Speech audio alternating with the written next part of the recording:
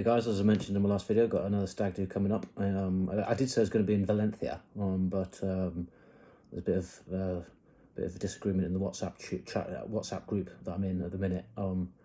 Lots of different ideas. Bruges is being put forward, I thought, because of the film, but actually it turned out because a couple of the lads going are medieval historians, and one of them's the best man, and people get selfish in this kind of situation. I'd love to have gone back to Spain myself. I've never been to Valencia, but certainly had some fun in Spain before. I actually went on a stag do about half a decade ago for my brother. Well, he's my brother-in-law, and I see him as my brother, even though I've barely spoken to him since that stag, actually. He married my sister. Nice guy called Kevin, his assistant headmaster, actually, of the school. So quite a serious guy, but I was looking forward to letting loose with him. We went to a place called Pamplona. I can't really remember it, but basically it's a bull run. That's why we went. Someone had this mad idea to go on a bull run. Obviously, I was very excited about it, but the closer we got to the event, and the more I'd sort of done my research on YouTube, I was slightly hesitant. I went out the night before as well. We flew across. Most of the lads were tired. I had a little bit of work to catch up on, and so I kind of went out by myself. And I just watched some football, actually, in a sort of, it was like a bar that turned into a nightclub, and there's some Scouse lads there, and I was going to go, but then insomnia came on. I can't get no sleep. No one could turn that down. So I was like, oh, I'll just have one. 100. Bow. And they sort of covered me in this. I ended up in glow. It's called glow paint, I think. And you sort of have these things like this. And I mean, it didn't work. The lighting was wrong. But I actually couldn't get off for the next 3 days, which obviously made me a target of the lads' banter. They thought it was absolutely hilarious. I don't mind that sort of thing, as long as it's good-natured, which it mostly was. But as I say, I went on the bull run, and basically what you're supposed to do is absolutely, honestly, it would be a national scandal in this country if that sort of thing was allowed. Imagine 9 rhinoceroses running down Regent Street during a coronation. It's that sort of thing. Imagine getting mauled to death coming out of Topshop by a rhino. Madness. But in Spain it's fine, and there are fatalities almost every year. Dozens and dozens of quite significant injuries as well. If you're unfamiliar with the bull run, I'll summarise it for you. What you do is you deliberately wear a red scarf around your neck in order to anger the bulls.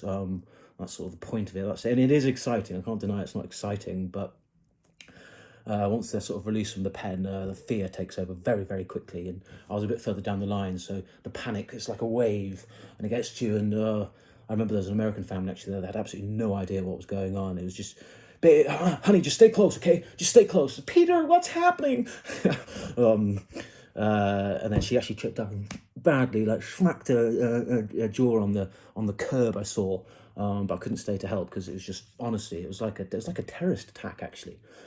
Just running like this, just for your life, and this sort of, as I say, 9 absolutely livid bulls just charging downhill at you, just with these horns just puncturing people's sphincters, screams, just getting closer and closer.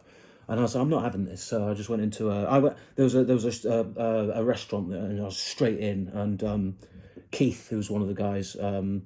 There's 2 Keiths, but one of them he tried to follow me, but he very badly dented his shin on a park bench, and just heard his yelp, and then lost him in the crowd, unfortunately. So I'd made it into safety, and recognised one of the American children actually had obviously lost their parents. So I sort of I didn't go too close because I didn't want to look suspicious or anything, but kept an eye on her until the dad sort of came back screaming about where her brother was and stuff. But as I say, it would be absolutely illegal in this country. Lawsuits through the roof. But in Spain, it seems to be absolutely fine. I mean, we have that cheese rolling thing down a hill, where you sort of chuck a cheese and then everyone runs, and your steps get a bit like, boom, poof, and then people break legs and limbs and so forth. But it's not quite as bad as this one. And obviously, there's the added layer of animal cruelty, which gives it an extra sort of bitter taste. But nevertheless, it was definitely an experience. And then, as I say, quite a few of the boys were quite badly injured, and so the next day we just drove out to the beach and spent some time on the catamaran. Got quite badly burnt, and by that point everyone was just missing their families actually and going on about their kids and stuff. And I don't really have a family or kids myself, but I sort of imagine if I do, and I was like, yeah, I'd actually be quite sad as well. So I became full on. And then actually I've skipped a bit out. There was another reason for the full on thing. It's my brother-in-law. I'd got back to the flat we're staying in, and one of the details I missed out actually is that I did, because of the drinks and the party the night before, and then the real fear, and also 3 coffees that morning, I managed to soil my pants, let's put it that way. And you are supposed to wear all white with the red rag, which I was doing, and so certainly didn't want anyone to sort of notice that. And I'd gone back to the flat and taken off my clothes and sort of had a shower, and I was kind of just washing my hands and stuff when the kind of door went, and I went to get the door.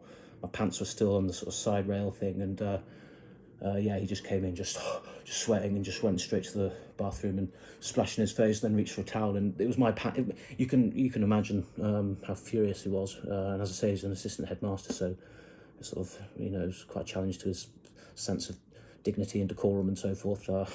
And then he was in a mood with me for quite a few days after that.